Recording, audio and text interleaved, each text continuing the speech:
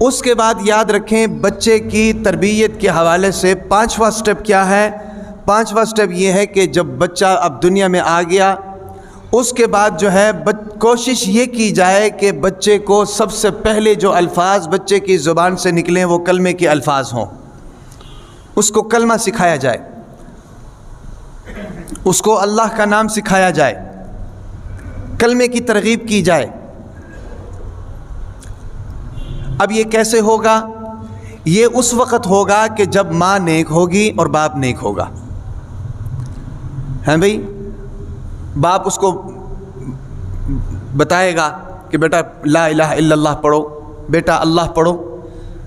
بچہ اس سے پہلے بولتا تو نہیں ہے لیکن بچہ سیکھتا تو ہے، ماں باپ میرے کیا بول رہے ہیں، بچہ سنتا تو ہے، اور جو کچھ ماں باپ بولتے ہیں وہی چیز بچہ اپنے دماغ کے اندر محفوظ کرتا ہے، اور جب بولنے کا وقت آتا ہے تو بچہ وہی الفاظ بولتا ہے۔ اگر ماں باپ نیک ہیں تو ظاہر بات ہے وہ بچے کو سکھائیں گے، بیٹا پڑھو لا الہ الا اللہ، بیٹا پڑھو اللہ۔ جب ماں بھی لا الہ الا اللہ بولے بچے کے سامنے آ کر، باپ بھی یہی کلمات دہرائے بچے کے سامنے آ کر، تو پھر آٹومیٹکلی جب بچہ بولنے کے قریب آتا ہے تو اس کے زبان سے سب سے پہلے الفاظ یہ نکلتے ہیں۔ اور حضور نبی کریم صلی اللہ علیہ وسلم نے فرمایا، حدیث کا مفہوم ہے کہ جس کا پہلا کلمہ لا الہ الا اللہ ہوتا ہے اس کا آخری کلمہ بھی لا الہ الا اللہ ہوتا ہے۔ سمجھ آ رہی کہ نہیں؟ تو یہ تربیت کس نے دینی ہے؟ یہ تربیت ماں باپ نے دینی ہے۔ اگر ماں باپ نیک ہیں تو وہ اپنے بچے کو یہ تربیت دیں گے۔ تو سب سے پہلا کلمہ جو بچے کو آنا چاہیے وہ لا الہ الا اللہ ہو۔ ہم لوگ کیا کرتے ہیں؟ اب ہماری کیا کمزوریاں ہیں؟ اب ذرا اپنے گریبان میں جھانک کر دیکھ لیں۔ ہمارا بچہ جب توتلی زبان میں کچھ بولتا ہے تو سب سے پہلے ہم اس کو گالی سکھاتے ہیں، اور جب وہ بچہ گالی دیتا ہے تو ہم بڑا انجوائے کرتے ہیں کہ دیکھو یہ گالی دے رہا ہے، پھر اس کو کہتے ہیں بیٹا پھر دینا، پھر وہ گالی دیتا ہے۔ ہم نے اکثر دیکھا ہے، آپ کسی اور طرف نہ جائیں، ہمارے محلے کے اندر دیکھ لیں، بہت سے ایسے بچے ہمیں نظر آئیں گے کہ جن کی بولنے کی شروعات گالی سے ہو رہی ہے۔ اس وقت تو وہ انجوائمنٹ کا ایک سامان ہوتا ہے، بچہ گالی دیتا ہے تو ماں باپ بڑے محظوظ ہوتے ہیں کہ بیٹا گالی دے رہا ہے، لیکن جب اس کی زبان ٹھیک ہوتی ہے اور جب جناب وہ پورے طریقے سے مخارج کے ساتھ لوازمات کے ساتھ گالی دیتا ہے تو پھر پتہ چلتا ہے کہ یار ہم نے کیا کر دیا۔ پھر یہ وہ ماں باپ جو ہیں سر پکڑ کر بیٹھ جاتے ہیں کہ کر کیا رہا ہے۔ اس لیے بچہ جب بولنا شروع کرے تو سب سے پہلے اس کو لا الہ الا اللہ سکھائیں، سب سے پہلے اس کو اللہ کا نام بتائیں۔ اور پھر میں ایک اور بات آپ کو بتاؤں کہ نیک اولاد صدقہ جاریہ ہے۔ نیک اولاد صدقہ جاریہ ہے۔ کیسے صدقہ جاریہ ہے؟ صدقہ جاریہ کس طرح ہوتا ہے؟ صدقہ جاریہ اسی طرح تو ہوتا ہے کہ بھئی آپ اپنی اولاد کو نیک کام سکھا رہے ہیں، آپ اپنی اولاد کو اچھی چیزیں سکھا رہے ہیں، آپ کے مرنے کے بعد اگر آپ کی اولاد اچھے کام کرے گی تو اس کے کرنے کا ثواب آپ کو ملے گا کیونکہ سکھایا آپ نے ہے۔ اسی طریقے سے اگر آپ اپنی اولاد کی تربیت نہیں کر رہے ہیں، ان کو برائی کی طرف مائل کر رہے ہیں، بری بات ان کو سکھا رہے ہیں، تو وہ اس اولاد کا برا ہو جانا، برائی کی طرف چلے جانا اور بری بات کا کہنا یاد رکھیں کہ یہ آپ کے لیے باعث وبال ہے۔ جس طرح نیکی پھیلتی ہے نا جی، نیکی پھیلتی ہے، اس کے اثرات پھیلتے ہیں، اور جس نے اس کی ابتدا کی ہوتی ہے اس کا برابر حصہ ہوتا ہے اس کے اندر، اس نیکی کے اندر۔ اسی طریقے سے جب برائی پھیلتی ہے اور اس برائی کو پھیلانے کے جو اسباب ہوتے ہیں جن لوگوں نے وہ اختیار کیے ہوتے ہیں وہ اس برائی کے وبال کے اندر برابر کے شریک ہوتے ہیں۔ سمجھ آ رہی کہ نہیں؟ اس لیے یہ ہے کہ سب سے پہلے جب اولاد بولنا شروع کرے تو ہم یہ کوشش کریں کہ اولاد کو کلمہ سکھائیں، بچے کو کلمہ سکھائیں، اللہ کا نام اس کو سکھائیں، تاکہ اس کو پتہ چلے کہ بھئی میرے ماں باپ جو بات کر رہے ہیں وہ کیا ہے۔ تو یہ جی 5 سٹیپ ہو گئے اولاد کی تربیت کے حوالے سے۔ اس کے بعد چھٹا مرحلہ اولاد کی تربیت کا۔ چھٹا مرحلہ یہ ہے کہ جب آپ کے بچے زیادہ ہوں، 2-3 بچے ہوں، 4-5 بچے ہوں، تو ان بچوں کے درمیان انصاف ہونا چاہیے، ان بچوں کے درمیان عدل ہونا چاہیے۔ یہ ایک الگ بات ہے کہ زیادہ جھکاؤ جس کی طرف ہوتا ہے وہ ایک فطری تقاضا ہوتا ہے، اللہ تعالیٰ دل کے اندر محبت ڈالتے ہیں، لیکن ظاہری طور پر یہ چیز بچوں کے ذہن میں نہیں جانی چاہیے کہ یار میرا باپ اس کی طرف جھکاؤ زیادہ رکھتا ہے، میری طرف جھکاؤ نہیں رکھتا ہے، ہر کام میں اس کو پش کرتا ہے اور مجھے بالکل ہاتھ بھی نہیں لگاتا ہے، مجھے بتاتا ہی نہیں ہے، میرے ساتھ اس معاملے میں کوئی ڈسکس ہی نہیں کرتا۔ یہ چیز بچوں کے ذہن میں نہیں جانی چاہیے۔ بچوں کے ساتھ عدل و انصاف ہونی چاہیے۔ سمجھ آ رہی کہ نہیں؟ یاد رکھیں شریعت نے اولاد کے ساتھ انصاف کیا ہے، انصاف۔ وراثت کے معاملے میں آپ دیکھ لیں، ایک فرما بردار بیٹا ہے، ایک نافرمان بیٹا ہے، لیکن وراثت دونوں کو برابر ملتی ہے، وراثت دونوں کو برابر ملتی ہے۔ تو جب شریعت نے کوئی بھید بھاؤ نہیں رکھا ہے، شریعت نے کوئی اونچ نیچ نہیں رکھی ہے، تو پھر ہم کون ہوتے ہیں اولاد کے درمیان اونچ نیچ رکھنے والے؟ اس لیے اولاد کی تربیت کے لیے یہ چیز ضروری ہے کہ ہم اپنی اولاد کے درمیان عدل و انصاف قائم کریں، برابری کی بنیاد پر سب کو دیکھیں۔ اگر ایک اولاد نافرمان ہے تو وہ بھی ہماری اولاد ہے، اگر ایک اولاد فرما بردار ہے تو وہ بھی ہماری اولاد ہے۔ اب سوچنے کی بات یہ ہے کہ ایک فرما بردار ہے اور دوسری نافرمان کیوں ہے؟ ہو سکتا ہے ہم سے کوئی کمزوری ہوئی ہو سکتا ہے ہم سے کوئی لغزش ہوئی ہو، ہم سے کوئی سستی ہوئی ہو اس کی تربیت میں، آخر وہ نافرمان ہے کیوں؟ اگر وہ نافرمان بھی ہے تو اولاد اپنی ہے، اس کو سدھارنے کی کوشش کرنا چاہیے، اس کو سمجھانے بجھانے کی کوشش کرنی چاہیے، بجائے یہ کہ ہم اس کو اپنے سے علیحدہ کر لیں، اس کے ساتھ رشتے ناطے توڑ دیں، بجائے اس کے ہم اس کو اپنے قریب لے کر آئیں، ہم اس کو سمجھائیں بجھائیں اور اس کی تربیت کریں۔ تو اولاد کے درمیان عدل ہونا چاہیے، برابری ہونی چاہیے۔ یاد رکھیں حضرت نعمان بن بشیر رضی اللہ تعالی عنہ فرماتے ہیں کہ میرے والد صاحب ایک مرتبہ گھر میں آئے اور گھر میں آ کر کہا کہ میں فلاں زمین یا فلاں نوکر نعمان کے لیے وقف کرتا ہوں، نعمان کے نام کر دیتا ہوں۔ تو حضرت نعمان فرماتے ہیں کہ میرے اور بھی بہت بہن بھائی تھے، تو میری والدہ جو تھی وہ سمجھدار تھیں، وہ فوراً مجھے اور میرے والد صاحب کو حضور نبی کریم صلی اللہ علیہ وسلم کے پاس لے گئی اور ان کے سامنے یہ فیصلہ رکھا اور کہا کہ یہ نعمان کے والد ہیں، انہوں نے یہ بات کہی ہے۔ تو حضور اکرم صلی اللہ علیہ وسلم نے پوچھا کہ کیا تمہاری اور اولاد بھی ہے کہ نہیں؟ تو فرمایا کہ جی اولاد تو اور بھی ہے۔ تو حضور اکرم صلی اللہ علیہ وسلم نے فرمایا کہ میں اس ظلم پر گواہ نہیں بنتا ہوں، یہ سراسر ظلم ہے کہ ایک بچے کو تو آپ جناب زمین دے رہے ہیں، یا ایک بچے کو تو آپ غلام اس کے نام کر رہے ہیں اور دوسرے بچوں کو محروم کر رہے ہیں۔ تو اس سے کیا سمجھ میں آتا ہے؟ اس سے سمجھ میں یہ آتا ہے کہ اگر ایک سے زیادہ اولاد ہوں تو ان کے درمیان عدل و انصاف ہونا چاہیے، ان کے درمیان برابری ہونی چاہیے۔ ہمارے معاشرے میں کیا ہوتا ہے، بیٹا ہوتا ہے نا اس کو زیادہ اہمیت دیتے ہیں، بیٹی کو اہمیت نہیں ملتی ہے۔ اور یاد رکھیں کہ ماں باپ کا سہارا سب سے زیادہ اگر بنتی ہے تو وہ بیٹی بنتی ہے۔ باپ سے محبت سب سے زیادہ بیٹی کرتی ہے، باپ سے محبت سب سے زیادہ بیٹی کرتی ہے، بیٹے اتنے نہیں کرتے ہیں۔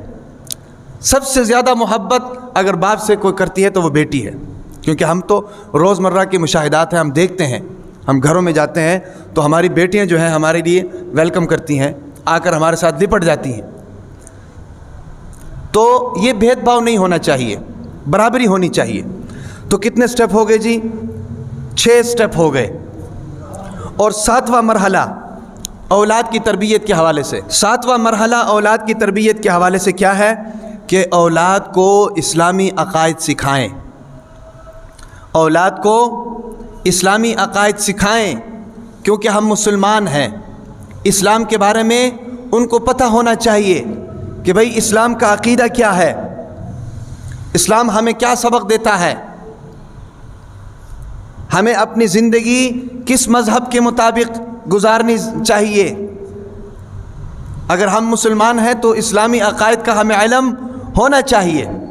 حضرت عبداللہ ابن عباس رضی اللہ تعالیٰ عنہ فرماتے ہیں کہ میں جب چھوٹا تھا تو ایک دفعہ اللہ کے نبی کے ساتھ سفر پر گیا، تو اللہ کے نبی نے مجھے 2-4 باتیں ارشاد فرمائی اسلامی عقائد کے حوالے سے، اور وہی باتیں میں آپ کے گوش گزار کرنا چاہتا ہوں، اور آپ اندازہ لگائیں کہ کتنی گہری باتیں حضور نبی کریم صلی اللہ علیہ وسلم نے حضرت عبداللہ ابن عباس رضی اللہ تعالیٰ عنہ کو سمجھائیں۔ ان میں سے پہلی بات کیا تھی؟ حضور نبی کریم صلی اللہ علیہ وسلم نے فرمایا کہ اللہ کے احکام کی حفاظت کرو، اللہ تمہاری حفاظت کرے گا۔ اللہ کے احکام کی حفاظت کرو، اللہ تمہاری حفاظت کرے گا۔ اب اللہ کے احکام کیا ہیں؟ 24 گھنٹے کی زندگی میں اللہ کے احکامات کیا ہیں؟ 5 وقت کی نماز پڑھیں، صحیح طریقے سے حقوق اللہ کا خیال کریں، حقوق العباد کا خیال کریں، قرآن کی تلاوت کریں، یہ اللہ تعالیٰ کے احکامات ہیں۔ اگر کاروبار کرتے ہیں، تجارت کرتے ہیں، لین دین کرتے ہیں تو حلال طریقے سے کریں، حرام طریقوں سے بچیں، ایک دوسرے کے حقوق کا خیال کریں اور ایک دوسرے کے حقوق کو ادا کریں، یہ اللہ تعالیٰ کے احکامات ہیں۔ تو پہلی چیز حضرت عبداللہ ابن عباس رضی اللہ تعالیٰ عنہ کو حضور نبی کریم صلی اللہ علیہ وسلم نے یہ فرمایا کہ اللہ کے احکام کی حفاظت کرو، اللہ تمہاری حفاظت کرے گا۔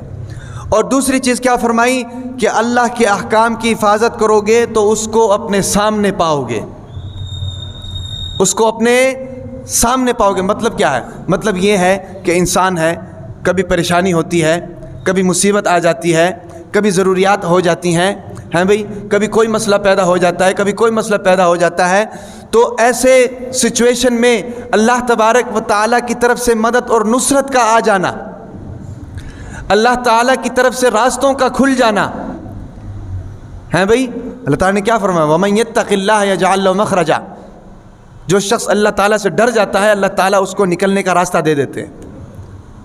پھنس گیا ہے لیکن اللہ کا محبوب ہے، اللہ کے احکامات پر عمل کر رہا ہے، تو ظاہر بات ہے کہ اللہ تبارک و تعالیٰ کی مدد اس کے ساتھ شامل حال ہوگی، اللہ تبارک و تعالیٰ کی نصرت اس کے ساتھ شامل حال ہوگی، اس کو اللہ تبارک و تعالیٰ راستہ دکھائیں گے، زمانے کے فتنوں سے اللہ تعالیٰ اس کی حفاظت کریں گے اور اس کو پریشانی سے نکالیں گے۔ تو دوسری نصیحت حضور نبی کریم صلی اللہ علیہ وسلم نے حضرت عبداللہ ابن عباس رضی اللہ تعالیٰ عنہ کو یہ فرمائی۔ اور تیسرا اللہ کے نبی نے کیا فرمایا؟ جب بھی کچھ مانگو تو اللہ تعالیٰ سے مانگو، اللہ کے علاوہ کسی سے نہ مانگو۔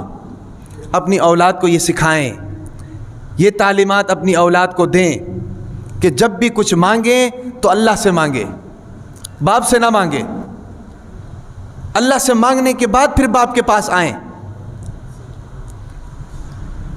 آخر باپ تو ہم ہیں، سکھانا تو ہمیں چاہیے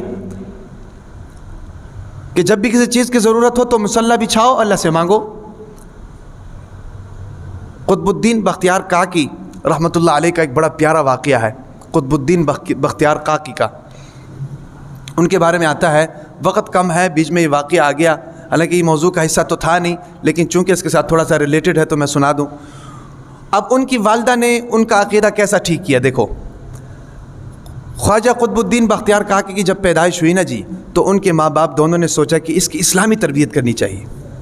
اب ہوا کیا، جب وہ جو تھوڑا سا بڑا ہوا تو والدہ ان کو لے کر محلے کے مدرسے میں چلی گئی، اس کا داخلہ کرایا۔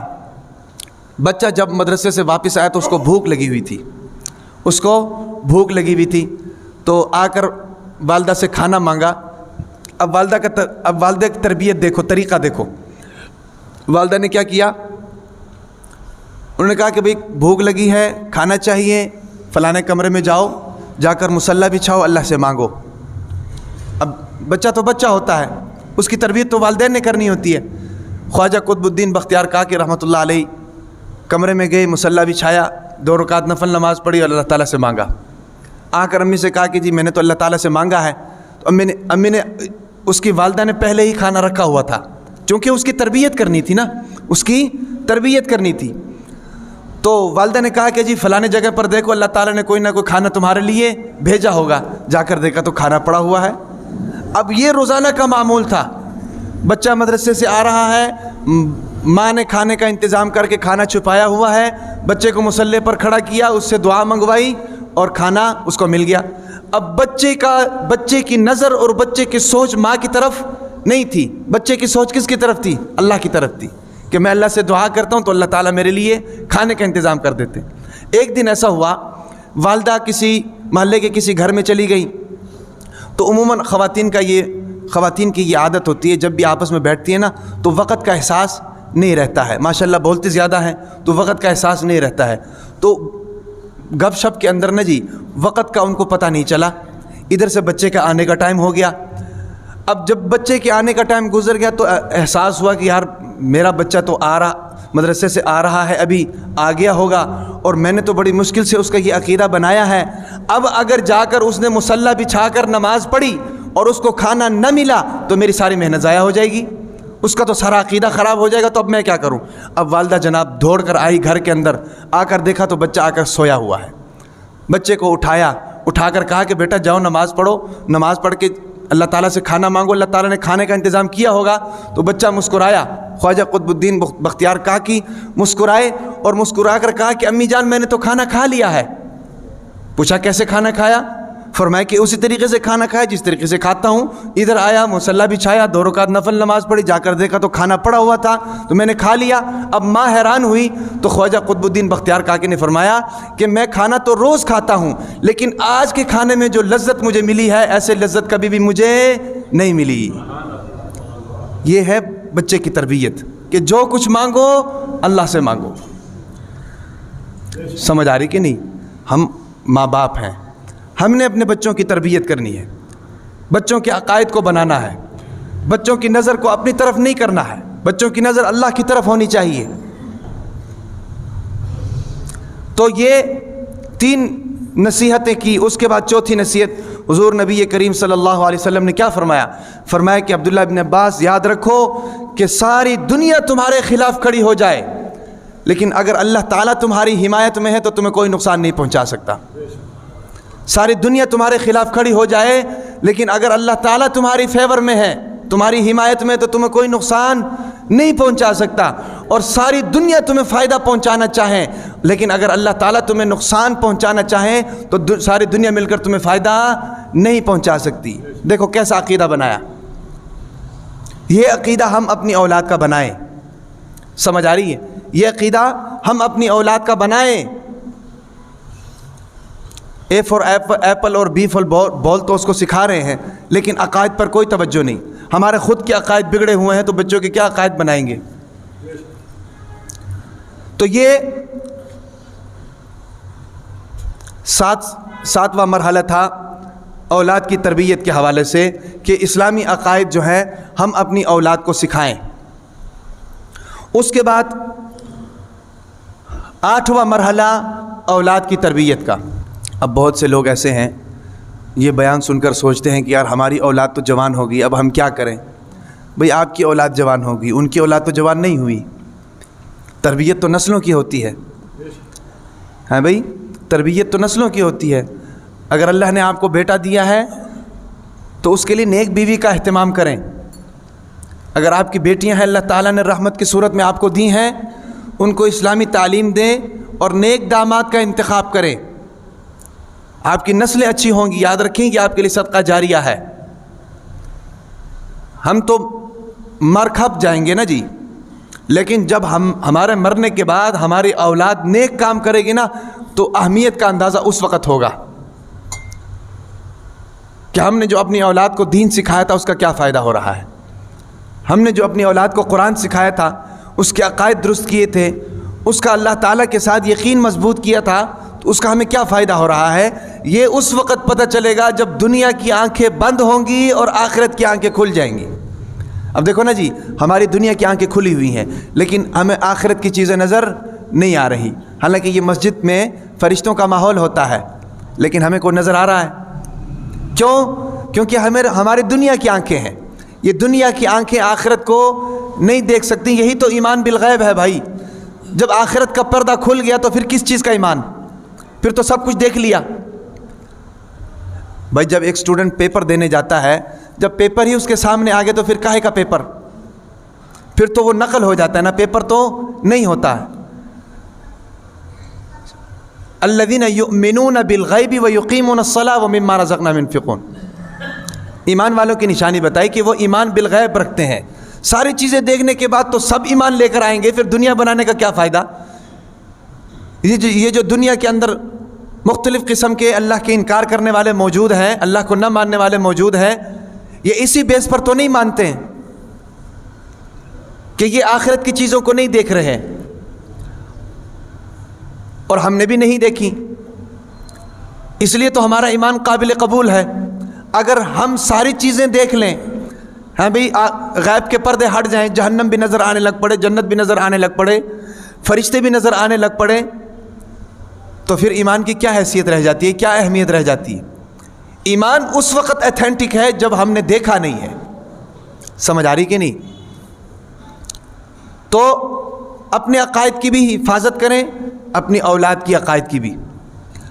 اگر ہماری اولاد بڑی ہو گئی ہے، اس ترتیب کے مطابق ہم نے تربیت نہیں کی ہے، تو پھر اس کی جو اولاد آ رہی ہے اس پر فوکس کریں، اس کو سمجھائیں، اس کی تربیت اسلامی طریقے سے کریں. تو 7 مراحل ہو چکے ہیں، 7 مراحل. اس کے بعد ہے جی 8واں مرحلہ اولاد کی تربیت کا. 8واں مرحلہ یہ ہے کہ اولاد کی تربیت میں ماں کا کردار کیا ہے. اولاد کی تربیت میں ماں کا کردار کیا ہے؟ اب آپ سوچ رہے ہوگے بھائی باپ کا کردار پہلے ذکر کرنا چاہیے تھا، ماں کا کردار ذکر کر رہے ہیں. یاد رکھیں کہ اولاد کی تربیت میں سب سے زیادہ اہم کردار جو ہوتا ہے وہ ماں کا ہوتا ہے. بھئی دیکھو، ایک صحابی حضور نبی کریم صلی اللہ علیہ وسلم کے پاس آیا اور آ کر پوچھا کہ اے اللہ کے نبی، میری خدمت کا سب سے پہلا حقدار میرے والدین میں کون ہے؟ تو اللہ کے نبی نے فرمایا تیری ماں.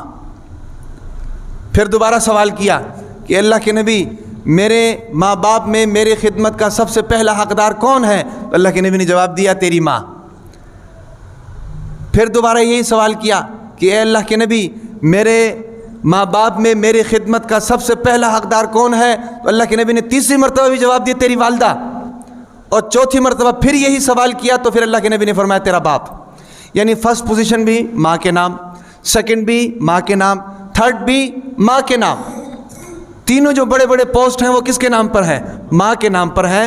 ظاہر بات ہے کہ اللہ تعالیٰ نے ماں کو اتنا اونچا درجہ دیا ہے. کس لیے دیا ہے؟ اس لیے تو دیا ہے کہ اس کی ذمہ داری زیادہ ہے، اس کی ذمہ داری زیادہ ہے.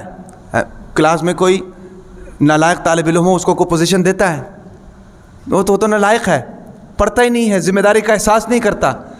جو طالب علم ذمہ دار ہوتا ہے، ذمہ داری سے اپنا سبق پڑھتا ہے، اسی کو پوزیشن ملتی ہے. ہیں بھائی؟ تو ماں کا کردار جو ہے بچے کی تربیت میں سب سے زیادہ ہے. سب سے پہلے ماں کے پیٹ میں بچہ پیدا ہوتا ہے، 9 مہینے اس کو پیٹ میں لے کے گھومتی ہے. ہیں بھائی؟ اس کے بعد جناب 2 سال 3 سال اس کو گود میں بٹھاتی ہے، دودھ پلاتی ہے اس کو. اور پھر اللہ تعالیٰ نے بچوں کی تربیت کی وجہ سے ماں کو کام کاج سے باہر کے جو کام کاج ہوتے ہیں، کاروبار، کسب معاش، اللہ تعالیٰ نے ماں کو فارغ کیا ہوا ہے کہ آپ کا کام ہے کہ آپ گھر میں رہیں اور اس بچے کی تربیت کریں، اس بچے کی حفاظت کریں. سمجھ آ رہی کہ نہیں؟ تو ظاہر بات ہے جب اتنی ذمہ داری اللہ تعالیٰ نے ماں کو دی ہے تو پھر اس کا کوئی اجر بھی تو ہونا چاہیے کہ نہیں؟ اس کی کوئی اجرت بھی ہونی چاہیے کہ نہیں؟ اس لیے اللہ تعالیٰ نے ماں کا جو ہے نا جی، ماں کا مقام باپ سے بلند کیا ہے. اس حوالے سے بچے کی تربیت کی وجہ سے ماں کا کردار بچے کی تربیت میں سب سے اوپر ہوتا ہے. اور پھر ایک اور بات یاد رکھیں کہ اولاد جو ہوتی ہے وہ ماں کے عقیدے پر ہوتی ہے. اولاد ماں کے عقیدے پر ہوتی ہے. اولاد ماں کی فیور میں ہوتی ہے ہمیشہ. چاہے باپ جتنا مرضی نرم دل ہو، ماں جتنی مرضی غصے والی ہو، لیکن بچے ہمیشہ ماں کی سائیڈ لیتے ہیں. بچے ہمیشہ ماں کی سائیڈ لیتے ہیں. ماں اگر اچھائی کی طرف بچوں کو لے کر جائے گی تو بچے اچھے ہو جائیں گے. ماں اگر اسلام کی طرف بچوں کو لے کر جائے گی، اسلامی عقائد بچوں کو سکھائے گی تو بچے اچھے ہوں گے، بچوں کی تربیت اچھی ہوگی. اس لیے تو میں نے کہا کہ نیک ماں کا انتخاب ہونا چاہیے. اور اسی طریقے سے ماں اگر بچوں کی تربیت برائی کی طرف کر دے گی تو بچے برائی کی طرف نکل جائیں گے. اس کی بہترین مثالیں ہمارے سامنے حضرت نوح علیہ السلام. حضرت نوح علیہ السلام جب طوفان نوح آیا تو اس نے اپنے بیٹے کو کتنی مرتبہ کہا کہ کشتی میں سوار ہو جاؤ، لیکن نہیں ہوا. کیوں؟ اس کی ماں مسلمان نہیں ہوئی. ماں کی وجہ سے بیٹا مسلمان نہیں ہوا. ماں مسلمان ہوتی تو بیٹے کی اسلامی تربیت کرتی، اسلامی عقائد بیٹے کو سکھاتی. وَهِيَ تَجْرِي بِهِمْ فِي مَوْجٍ كَالْجِبَالِ. वनादा नूह इब्नहु व काना फी माज़िल या बुनय्या अरकब माना वला तकुम मअल काफिरीन। कहा बेटा मेरे साथ कश्ती में सवार हो जाओ, काफिरों के साथ न जाओ। बेटे ने आगे से क्या कहा, सआवी इला जबल, मैं पहाड़ पर चढ़ जाऊंगा, यासिमुनी मिनल मा, जो मुझे पानी से बचाएगा। उसको क्या पता था कि ये अज़ाब इलाही है। हज़रत नूह अलैहिस्सलाम ने फरमाया कि ला आसिम अल यौम मिन अम्रिल्लाहि इल्ला मन रहिम, आज के दिन सिर्फ वही बच सकता है जिस पर अल्लाह ताला अपने रहम की निगाह डाले, जिसके ऊपर अल्लाह ताला मोहब्बत की निगाह डाले। और मोहब्बत की निगाह उस पर पड़ती है जो अल्लाह की माने। और फरमाया कि वहाल बैनहुमुल मौज फकान मिनल मुग़रक़ीन। अभी बातचीत चल रही थी, डिस्कशन चल रही थी, एक बड़ी मौज जनाब उनके दरमियान में हाइल हुई और बेटे का नामो निशान मिटा दिया। वजह क्या बनी, माँ मुसलमान नहीं हुई। और दूसरी तरफ देखें हज़रत इस्माईल अलैहिस्सलाम, हज़रत इब्राहीम अलैहिस्सलाम, जब हज़रत इस्माईल अलैहिस्सलाम छोटे थे तो उनको और उनकी वालिदा को बेआबो गियाह सरज़मीन सऊदी अरब के अंदर, मक्का के अंदर, खाने काबा के अंदर छोड़कर चले गए। अब जब दोबारा हज़रत इब्राहीम अलैहिस्सलाम आए अल्लाह के हुक्म पर, अल्लाह ने ख्वाब में हुक्म दिया कि बेटे को ज़बह करो। आकर देखा तो जनाब बेटा चलने फिरने के काबिल है। बुढ़ापे में अल्लाह ताला ने औलाद दी, अब थोड़ा चलने फिरने का काबिल हुआ तो अल्लाह ताला ने ज़बह करने का हुक्म दे दिया। अब आकर बच्चे से कहा कि बेटा मैंने ख्वाब देखा है कि मैं तुझे ज़बह कर रहा हूँ, फंजुर माज़ा तरा, तेरी क्या राय है। बाप का भी इम्तिहान है, बेटे का भी इम्तिहान है। अब बेटे ने जो जवाब दिया है ना जी, बेटे ने जो जवाब दिया है, बेटे का वो जवाब उसकी माँ की तरबियत का असर है। बेटे ने पता क्या कहा, या अबति फ़अल मा तुअमर, अब्बा जान आपको जैसा अल्लाह ताला ने हुक्म दिया है आप उस हुक्म की फर्माबरदारी करें। अब ये जो जवाब है ये उस माँ की तरबियत का असर है। सतजिदुनी इंशाअल्लाहु मिनस साबिरीन, जहाँ तक मेरी बात है, मेरी माँ ने मेरी ऐसी तरबियत की है कि मैं सब्र करके दिखाऊंगा, मैं सब्र करके दिखाऊंगा, क्योंकि ये अल्लाह का हुक्म है। अल्लाह के साथ ताल्लुक़ मजबूती के साथ जोड़ा। ये माँ की, इब्राहीम अलैहिस्सलाम तो छोड़कर चले गए थे, फिर किसने तरबियत की, हज़रत हाजरा अलैहिस्सलाम ने। तो इससे ये चीज़ सामने आती है कि औलाद की तरबियत में माँ का किरदार सबसे ऊंचा है। समझ आ रही बात की कोई कि नहीं? औलाद की तरबियत में माँ का किरदार जो है ये सबसे ऊंचा है। उसके बाद है जी जनाब बाप का किरदार औलाद की तरबियत में। अब बाप का किरदार क्या है? बाप का किरदार ये है कि औलाद की निगरानी ये बाप के ज़िम्मे है, औलाद को चेक करना ये बाप के ज़िम्मे है। यूँ समझ लीजिए कि माँ जो है ये बच्चों के लिए उस्ताद के दर्जे पर है और बाप जो है ये बच्चों के लिए निगरान के दर्जे पर है। बच्चे सुबह से लेकर शाम तक क्या करते हैं ये बाप चेक करे। बच्चे स्कूल गए थे कि नहीं, मदरसे गए थे कि नहीं, आज सारा दिन क्या किया है, सबक पढ़ा है या नहीं, स्कूल का काम निकालें, सारी चीज़ें खोल खोल कर चेक करें। ये बाप की जिम्मेदारी है। बच्चों पर चेक रखें, निगरानी करें कि बच्चा गलत तरफ तो नहीं निकल रहा, तो ये बाप का किरदार है। उसके बाद जनाब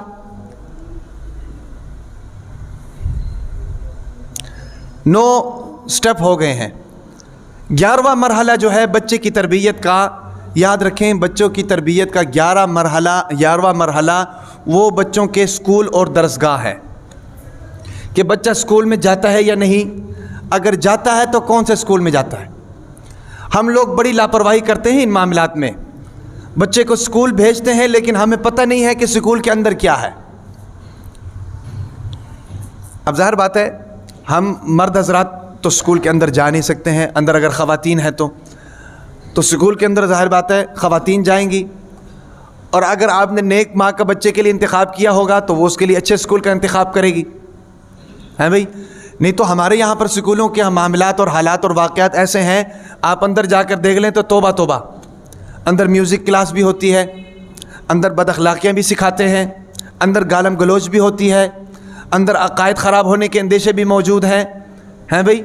یہ ساری چیزیں، ایون کہ بچوں کے نصاب کو آپ چیک کریں. جس سکول میں آپ بچے کو ڈال رہے ہیں اس سکول کے سلیبس کو اور نصاب کو چیک کریں. سب سے پہلے تو انتخاب کریں کسی اسلامی سکول کا. ایسا سکول ہو کہ جس کے اندر بچوں کو حفظ قرآن بھی کرایا جائے، جس کے اندر بچوں کو ایمانیات بھی سکھائیں، ہاں بھائی، جس کے اندر بچوں کو اسلامی تہذیب کے بارے میں سکھایا جائے، دنیا کے ساتھ ساتھ دینی تعلیم بھی اس سکول کے اندر بچوں کو دی جائے. ایسے سکول کا انتخاب کریں.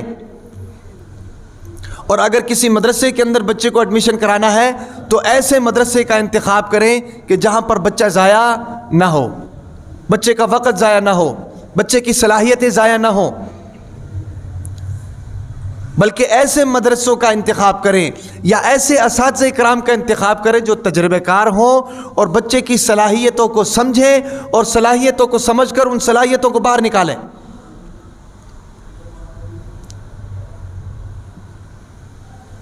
اور ان صلاحیتوں کو استعمال کروائیں بچے سے تاکہ بچہ تعلیمی میدان میں آگے جائے. ہم لوگوں کو بچوں کی تعلیم کی کوئی فکر نہیں. ظاہر بات ہے جب تعلیم نہیں ہوگی تو تمیز کیسے آئے گی؟ جب تعلیم نہیں ہوگی تو جب کہتے ہیں نا کہ یار بچوں کی ترتیب ہونی چاہیے، ترتیب کے مطابق بچے ہونے چاہیے، تو لوگ ہم پر اعتراض کرتے ہیں کہ یار آپ مولوی صاحب ہو کر یہ باتیں کرتے ہیں، بچے تو زیادہ ہونے چاہیے. ہم کب کہتے نہیں ہونے چاہیے، لیکن کوئی ترتیب بھی تو ہونی چاہیے، کوئی ترتیب بھی تو ہونی چاہیے. ترتیب یہی ہے نا کہ بھئی اگر اللہ تعالیٰ نے آپ کو اولاد دی ہے اس کی تعلیم کے بارے میں بھی سوچیں، اس کی تربیت کے بارے میں بھی سوچیں، اس کی تہذیب کے بارے میں بھی سوچیں، ساری چیزوں کے بارے میں سوچیں. ظاہر بات ہے اس نے بڑے ہو کر معاشرے کا فرد بننا ہے. اگر وہ اچھا انسان بنے گا تو اس سے معاشرے کو فائدہ ہے، اگر وہ اچھا انسان نہیں بنے گا تو اس سے معاشرے کو نقصان ہے. آج ہمارے معاشرے کی صورتحال آپ دیکھیں کیا ہے، ہمارے گلی محلوں کی صورتحال کیا ہے، وجوہات کیا ہے. وجوہات یہ ہے کہ ہم نے بچوں کو تعلیم نہیں دی، ہم نے بچوں کو تہذیب نہیں سکھائی، ہم نے بچوں کی تربیت صحیح طریقے سے نہیں کی. تعلیم نہ ہونے کی بنیاد پر صحیح اور غلط میں ہمارا بچہ فرق نہیں کر سکتا، سچ اور جھوٹ میں ہمارا بچہ فرق نہیں کر سکتا، صحیح اور غلط میں ہمارے بچے کو فرق کرنا نہیں آتا ہے. وجہ کیا ہے؟ وجہ یہ ہے کہ بچوں کو تعلیم نہیں دیتے ہیں، نہ اسکول کے دیتے ہیں اور نہ ہی اسلامی دیتے ہیں. تو اسکول اور کالج کے حوالے سے، اسکول کے حوالے سے یاد رکھیں، میں آپ کو یہ بتا رہا تھا 10واں سٹیپ ہے کہ اسکول اور درسگاہ کے حوالے سے بچے کو چیک رکھیں، بچے کو چیک کریں. ایسے اسکول کا انتخاب کریں جہاں بچے کی اخلاقیات نہ بگڑیں، بچے کے عقائد خراب نہ ہوں، بچے کے اندر بد اخلاقی نہ آئے. اسکول کو پورا چیک کرنے کے بعد پھر اپنے بچے کو وہاں پر ایڈمیشن کروائیں. تو یہ بچے کی تربیت کے حوالے سے 10واں سٹیپ تھا. اس کے بعد 11واں سٹیپ کیا ہے بچے کی تربیت کا، اولاد کی تربیت کا؟ وہ یہ ہے کہ بچوں کے دوستوں کو دیکھیں کہ بچہ کس کے ساتھ پھر رہا ہے، کس کے ساتھ دوستی کر رہا ہے، اس کا دوست کیسا ہے، سارے معاملات کو دیکھیں. یاد رکھیں عربی کا ایک مقولہ ہے کہ اگر کسی شخص کو دیکھنا ہو تو اس شخص کو نہیں بلکہ اس کے دوستوں کو دیکھو. ظاہر بات ہے جس ذہن کا بندہ ہے، جس نظریے کا بندہ ہے، اس کے تعلق والے سب اسی نظریے کے ہوں گے. اس لیے دوستی کے معاملے میں بچوں کو پر نگرانی کریں. بچوں سے پوچھیں جس لڑکے کے ساتھ پھر رہا ہے اس لڑکے کا سارا بایو ڈاٹا نکالیں، پوچھیں کہ بھی اس کا نام کیا ہے، کس کا بیٹا ہے، کہاں سے آیا ہے، اس کا گھر کدھر ہے، باپ اس کا کیا کرتا ہے، بھائی اس کے کیا کرتے ہیں، فیملی بیک گراؤنڈ کیا ہے، تاکہ آپ کے بچے کے اوپر غلط اثر نہ پڑے. ماحول کا بڑا اثر ہوتا ہے، ماحول کا بڑا اثر ہوتا ہے. ایک اچھا آدمی اگر برے لوگوں کی مجلس میں بیٹھا رہے کچھ دن کے لیے اس کے اندر اثرات منتقل ہوتے ہیں، اور ایک برا آدمی اگر اچھی مجلس میں بیٹھے تو اچھے لوگوں کے اثرات بھی منتقل ہوتے ہیں. یہ جو جاتے ہیں تبلیغی جماعت میں چلے کے لیے چلے جاتے ہیں، صوفی ثناء اللہ ہو کر آ جاتے ہیں، کیوں؟ مجلس چینج ہو گئی، ماحول چینج ہو گیا، نیک لوگوں کے درمیان اٹھنا بیٹھنا ہو گیا، 40 دن میں پورا فرق پڑ جاتا ہے. ہوتا ہے کہ نہیں؟ اس کی وجہ کیا ہے؟ وجہ یہ کہ ماحول چینج ہو جاتا ہے. تو اس لیے دوستی کے معاملے میں اپنے بچوں کی نگرانی کریں کہ دوست کون ہے اس کا. اور یاد رکھیں کہ بچوں کی دوستی کے معاملے میں ماں باپ کو یہ اختیار ہے، بلکہ یہ حق حاصل ہے کہ بچے کے لیے دوست کا انتخاب بھی ماں باپ کرے کہ بیٹا اس کے ساتھ دوستی اچھی نہیں ہے، اس کے ساتھ دوستی نہیں کرنی ہے۔ سمجھ آ رہی کہ نہیں؟ دوست کا انتخاب ماں باپ کریں گے، بچہ نہیں کرے گا، کیونکہ بچے کو تو نہیں پتا وہ کس طرح کا لڑکا ہے۔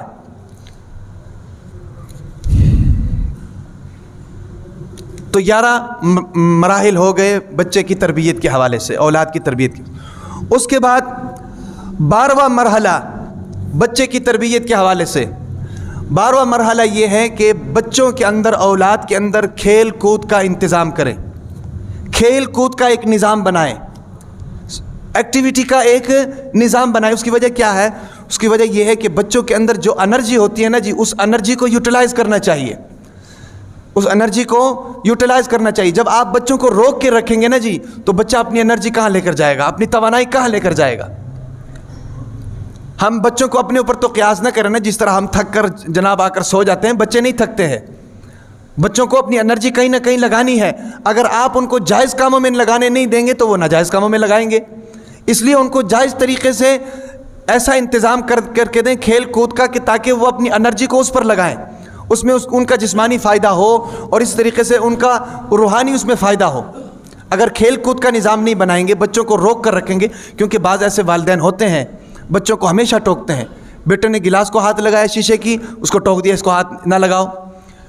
بچہ کھیلنے چلا گیا تو اس کو فوراً ٹوک دیا، بچے نے کوئی کام کیا تو فوراً ٹوک دیا۔ اب بچہ پریشان ہو جاتا ہے کہ یار مجھے ہر کام سے منع کر رہے ہیں تو پھر میں آیا کیوں ہوں، جب ہر کام سے منع کرنا ہے۔ یاد رکھیں، میں منع کرنے سے نہیں روک رہا ہوں، منع کریں، اگر بچے کے فائدے کی چیز نہیں ہے تو منع کریں، لیکن اس کے متبادل کچھ اس کو بتائیں تاکہ بچہ اپنی انرجی کہیں نہ کہیں تو لگائے نا۔ بچے نے اگر شیشے کی گلاس کو ہاتھ لگایا تو اس سے آپ منع کر رہے ہیں تو اس کا آلٹرنیٹ بتائیں کہ بیٹا شیشے کی گلاس کو چھوڑو، لوہے کی گلاس کو پکڑ لو، اس کے ساتھ کھیل لو، شیشے کی گلاس ٹوٹ جائے گا۔ اس کی وجہ اس کو بتائیں تاکہ بچے کی سمجھ میں آئے کوئی چیز، بچے کی تربیت ہو۔ اور یہی سنت کا طریقہ بھی ہے۔ حضور نبی کریم صلی اللہ علیہ وسلم تشریف فرما تھے، حضرت بلال رضی اللہ تعالی عنہ کھجور کا ایک ٹوکرا لے کر آئے، بڑی عمدہ کھجور اس کے اندر تھی۔ تو حضور نبی کریم صلی اللہ علیہ وسلم نے پوچھا کہ بلال یہ کھجور کہاں سے لے کر آئے ہو؟ تو حضرت بلال رضی اللہ تعالی عنہ فرمایا کہ اللہ کے نبی، میرے پاس 2 کھجور کی ٹوکریاں تھیں اور وہ کھجور اچھے نہیں تھے، وہ کھجور ردی قسم کے کھجور تھے، اچھے نہیں تھے۔ میں نے یہ 2 کھجور ایک شخص کو دیے اور اس کے بدلے میں یہ عمدہ کھجور کی ایک ٹوکری لے لی۔ تو اللہ کے نبی نے منع فرمایا، اللہ کے نبی نے فرمایا کہ یہ سود ہے، یہ سود ہے۔ اب اللہ کے نبی نے اس کا متبادل بتایا، اس کا متبادل کیا بتایا؟ اللہ کے نبی نے فرمایا کہ یہ تمہارے پاس جو 2 کھجور کی ٹوکریاں تھیں ان کو جا کر بیچو، اور بیچ کر اس سے جو پیسے آئیں وہ پیسے اس آدمی کو دو جس کے پاس عمدہ کھجوریں ہیں، اس آدمی کو دے کر یہ عمدہ کھجوریں اس سے لے لو۔ یہ طریقہ صحیح ہے، کیونکہ جنس کا جنس کے ساتھ تبدیلی ہو رہی ہے، جب تک برابری سرابری سے نہیں ہوگی تو وہ سود ہے۔ یہاں پر 2 کھجوریں دے رہا ہے، وہاں سے ایک عمدہ کھجور لے رہا ہے، وہ بھی یہی جنس ہے، یہ بھی یہی جنس ہے، زیادتی ہو رہی ہے، ظاہر بات ہے سود ہے۔ جب برابری سرابری نہیں ہوگی، اللہ کے نبی نے طریقہ بھی بتا دیا، مسئلہ بھی سمجھا دیا۔ اس لیے میں کہہ رہا ہوں کہ اپنے بچوں کو کسی چیز سے نہ روکیں، اگر وہ ان کے فائدے کی نہیں ہے، ان کو روکنا مجبوری ہے تو ان کا متبادل بتائیں تاکہ وہ اپنی انرجی کو کہیں نہ کہیں پر لگائیں۔ آپ نے دیکھا ہوگا بچوں کو جب ماں باپ بند کر دیتے ہیں نا کمرے میں تو وہ کمرے کا ستیہ ناش کر دیتے ہیں۔ وجہ کیا ہے؟ انہوں نے اپنی انرجی لگانی ہے، اپنی توانائی لگانی ہے۔ بچے تو آرام سے نہیں بیٹھ سکتے، ہم آرام سے بیٹھ سکتے ہیں، بچے آرام سے نہیں بیٹھ سکتے ہیں۔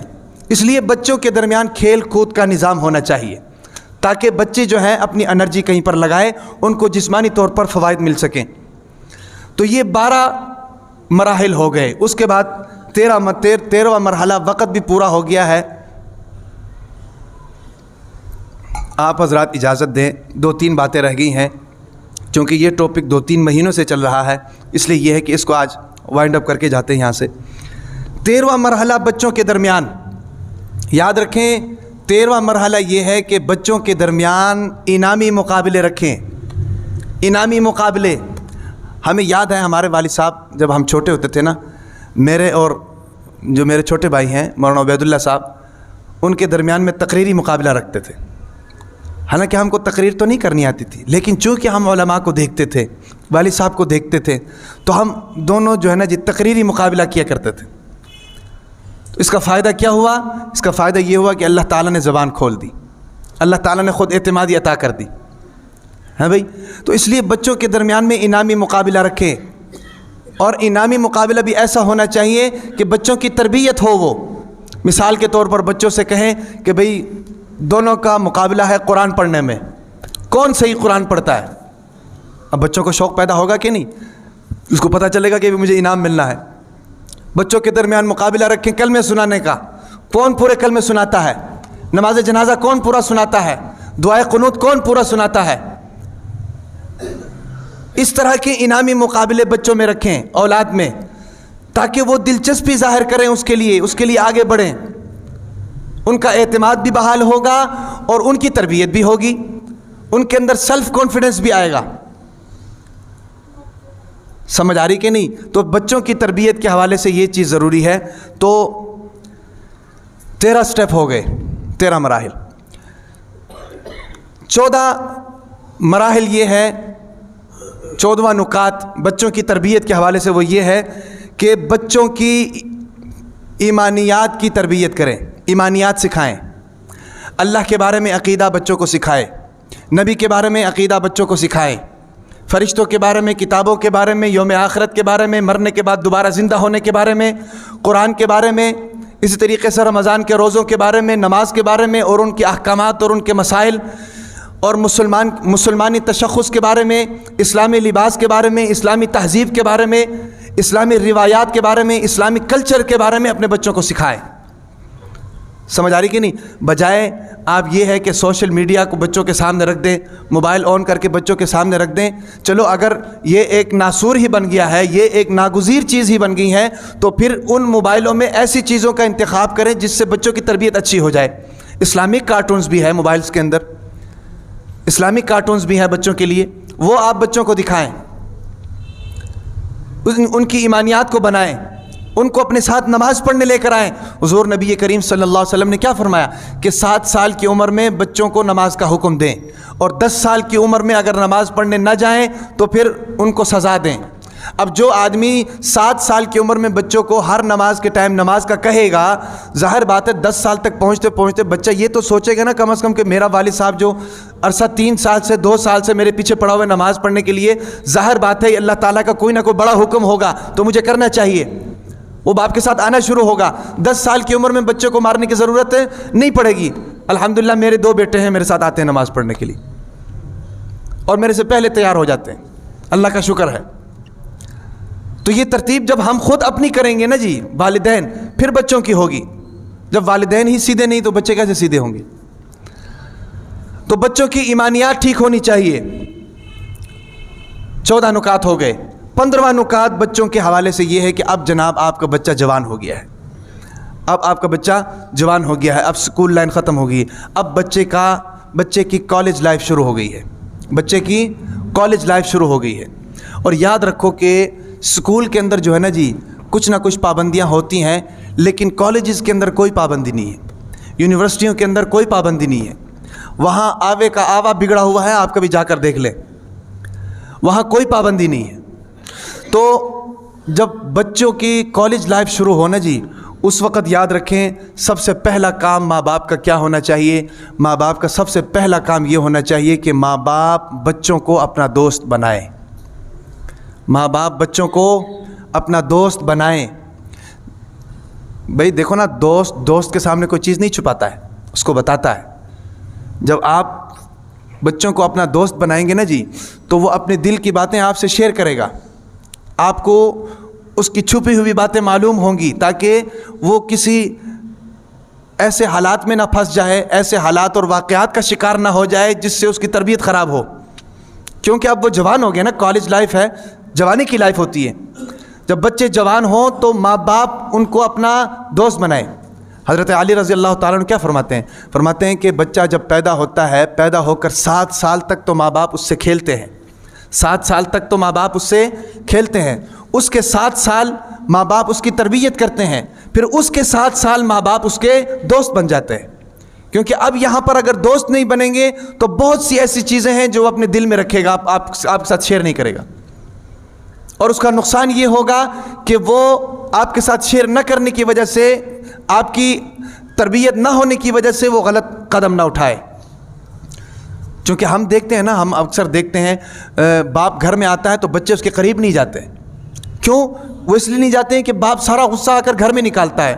باہر کاروبار کا غصہ بھی، ٹریفک کا غصہ بھی، جناب باس کا غصہ بھی، سارا غصہ آ کر بیوی بچوں پر نکالتا ہے. تو بچے کیسے آئیں گے؟